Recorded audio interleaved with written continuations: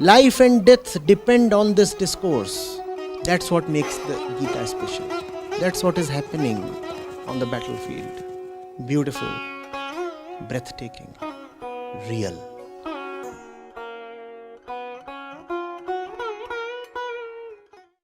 Good evening, Acharya. So my question is first, I have actually two questions. My first question is regarding me personally. The thing that I face is that uh, when I am speaking to someone in a group, I always tend to provoke people with my ideas and whatever opinion I have. Like for example, I can tell you when I'm talking to people regarding what you teach, what other gurus teach, like Osho, maybe. So they often like the ideas that I tell them regarding the various texts that we have. They are often provoked. That is one example that I'm telling you, and I don't know, this happens to me in every spheres. Whatever ideas that I'm telling, the thing that I'm talking to people, they often get the conversation get really awkward at the point that they start to repel me. And if I'm talking to someone new, well, I often come as charming, but eventually when they get to know me, my depth, they are often they don't like me enough. So what I can do to make myself more likable, even though if I have provocative thoughts, as people have signaled to me previously? That is my first question. Should I continue with the next question also? No, let me respond to it. See, the purpose of communication is not merely to send a few words to the other or ideas to the other from your side.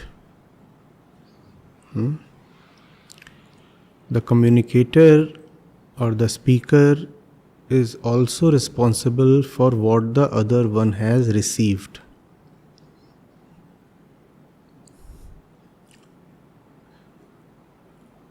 In fact, the communicator or the speaker is responsible even for what the other one has interpreted or construed.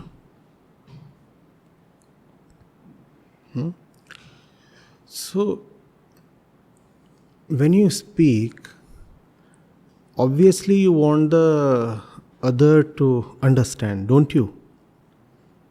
And if you find that instead of understanding, others rather get provoked, they react and they resist, then your own purpose is not being served, because I'm sure that is not what you had intended. And if that's what you had intended, then there is a serious problem, because the ego can find a lot of pleasure in instigating others, in getting others to flare up, react, get angry. The ego might say, look at my power, look at the potency of my words. With a few words, I got all these fellows so worked up. See how angry they are. See how I broke their poise, their peace. Because if you can get somebody to react, it's almost like getting him enslaved. You now have his number, his handle. You know where to press the button. So the ego can find that quite pleasing. You have to be cautious. However, let me assume that is not the case with you. Let me assume that it is not with the explicit purpose of eliciting a reaction that you speak. Let me assume that you speak with the right intentions. Then you must know the limit of your responsibility. And your responsibility, as we said, is not limited just to what you utter. It is limited not even to what reaches the other. It extends to what the other feels about it, how the other interprets it. So, you have to first of all begin with that in mind, right? There are people who say that their job is to speak the truth, and after that, how the others receive it is none of their business. Even that is not a very honest position to take. How the others interpret you is very much your own business. And that's why attention towards the audience is needed. That's why there have to be 1,000 ways to communicate the same point. That is why empathy is needed.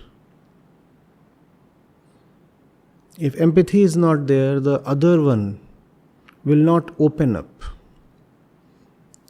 If he will not open up, there would be no listening. If there is no listening, there is no communication. You are not speaking to the walls. You are not speaking to an audio recording device. You are speaking to conscious people with all their frailties, their imperfections, and their needs. People have their pains, their biases, their pasts.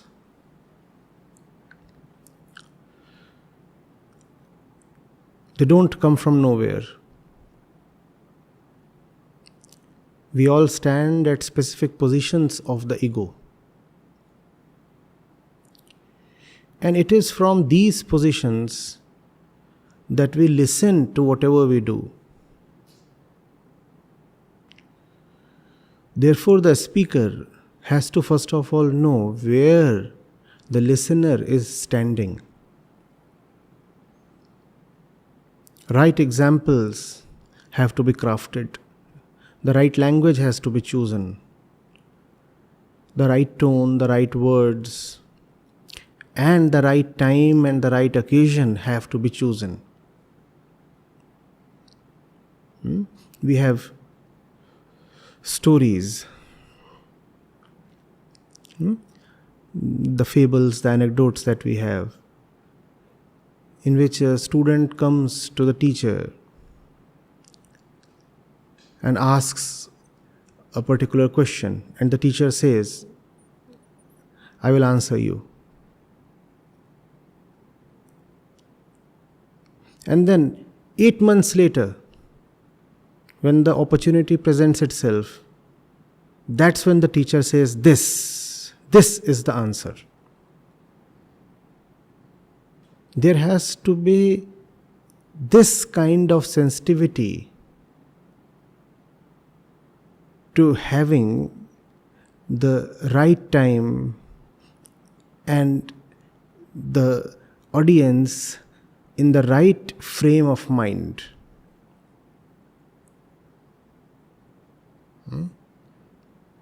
You cannot just have an attitude wherein you care for only your own righteousness, thinking nothing of the other, and then the next moment you get kind of hurt when people do not reciprocate your avivotedly kind intentions. If you want your kind intentions to be reciprocated, then be really empathetic.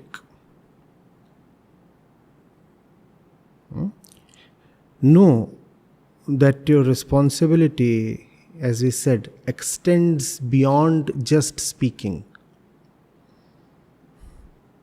We communicate to bring wellness to the other.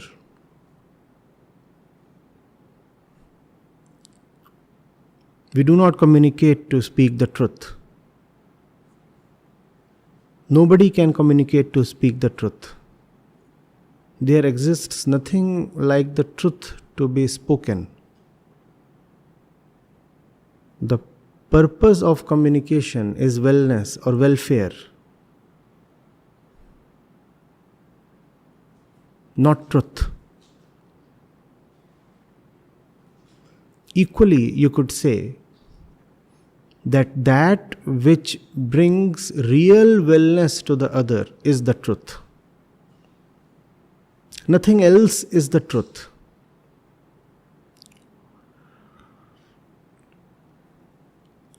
So if you are failing to bring wellness to the other, for sure it is not the truth that's there in your words.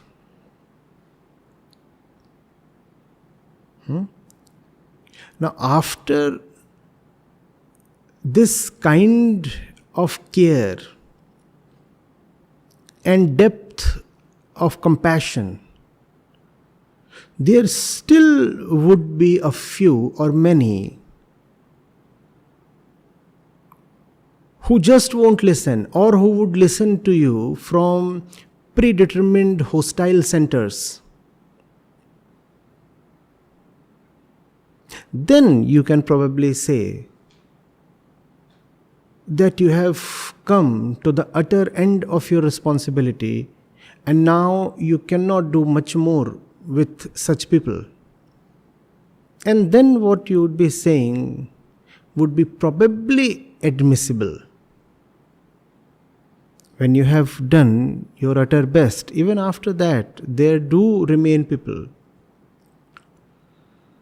who are beyond your capacity to mend. Because after all, listening and understanding are sovereign decisions. Irrespective of how hard you try, you cannot really force someone to understand or to move towards his own welfare. So a few people would still remain totally deaf to your words, totally impervious to your kind intentions.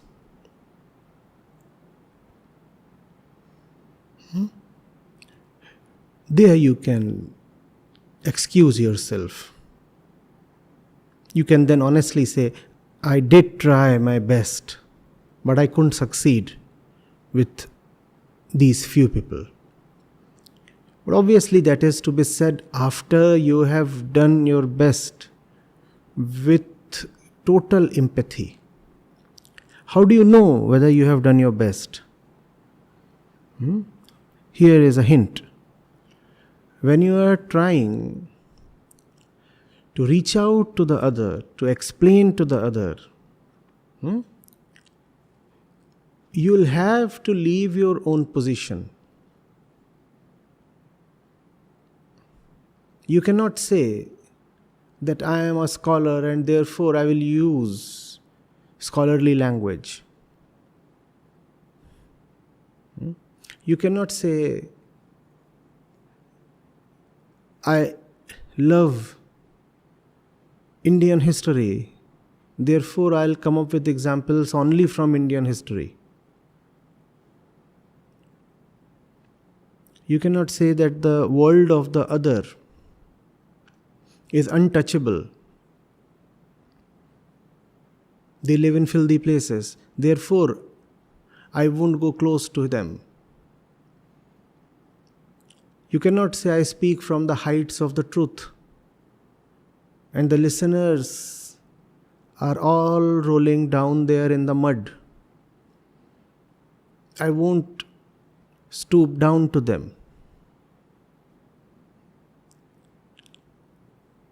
The genuine communicator, and we are talking of spirituality here because you said you want to bring spiritual truths to people,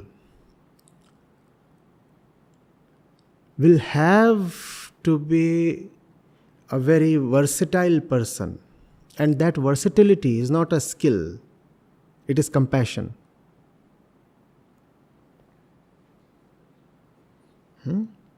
He will be prepared to leave all that is secondary or external about him. Only the truth at his heart, he will not be ready to leave. He cannot leave that. He is helpless in that matter. Except for that one thing, he will be prepared to compromise on everything.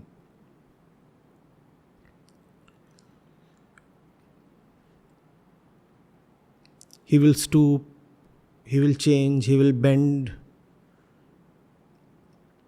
He can go left or right. He can switch languages.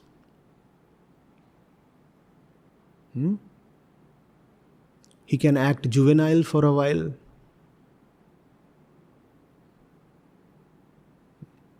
He can start from where the audience stands. He will have no definite personality of his own. At least he'll try not to have. His need to wear a particular favorable personality would be smaller than his empathy towards his listeners.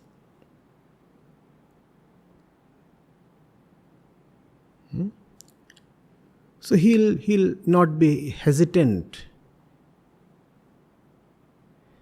in going to places that are generally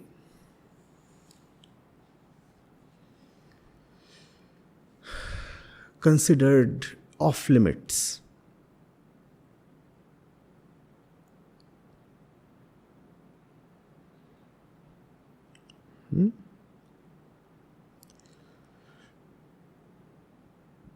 When truth is at the heart, then you have very little need to hold on to anything else. All else then becomes negotiable.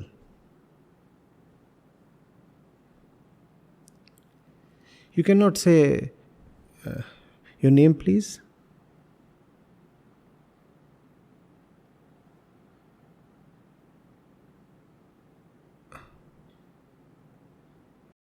Yeah, my name is Amrit Pandit. You cannot say, I am Amrit and I am a serious fellow. Amrit being a serious fellow is something that keeps Amrit as Amrit. And that is the ego's need. Who is Amrit? A serious fellow. If Amrit needs to act chirpy and jovial for the sake of his audience, he must change. Change not in the internal sense. Change for his cause. Like one changes clothes. Do you keep wearing the same set 24 hours and 7 days? Different times, different places, and different clothes, right, Amrit? Similarly, your personality has to be very flexible. Biases must be all disposable. There has to be only one thing important, the truth. All else can be done away with as and when the need arises. But unfortunately, we do not get too many examples of such empathy. And the general notion is that teachers carry a specific persona. If a teacher is particular about the persona he carries, and I'm saying teacher here because that's where you are coming from, right? When you are trying to initiate a spiritual discussion, somewhere you are reaching in that domain. So teachers who necessarily carry a specific persona, I doubt whether they are of much use to their audiences. I understand that the personality cannot be fully offloaded. It is not something that you can actually take off like your shirt. But to whatever extent you can manage it, you must.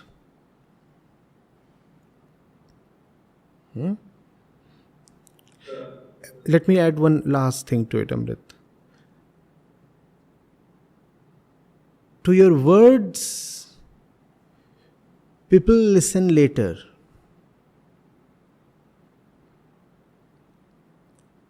The first thing that they listen to is your empathy.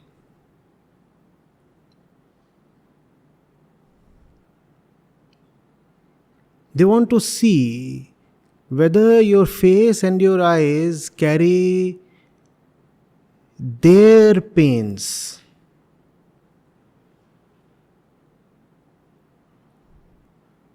If your eyes contain not a bit of the pain that they live in, they will not be able to listen to you. Truth is not about lofty words and scholarly theories. Truth is, first of all, a deep desire to help.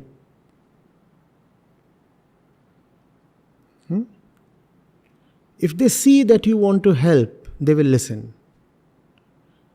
Then they will listen even if they are not able to make perfect sense of your words. In fact, then they may listen even if they are not able to make much of your words. But they will still listen. And they will even benefit without even understanding your words properly. They will still benefit. On the other hand, your words might be accurate, your arguments might be perfect, your erudition might be flawless, yet you will find your words hitting an impenetrable wall. If you're not coming from a position of empathy. And you will wonder, you will say everything about my words or logic or my entire discourse is close to perfection. Why am I not able to penetrate then?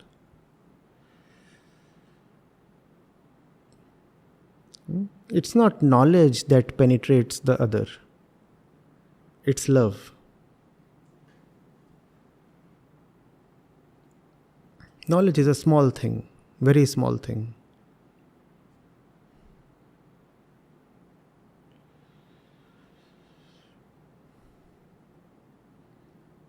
The world has not remembered scholars so much.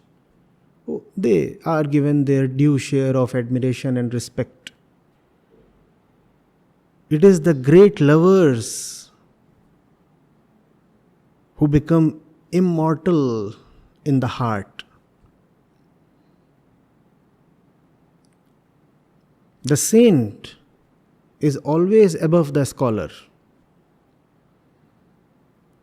And somehow the saint comes to know every bit of what the scholar knows.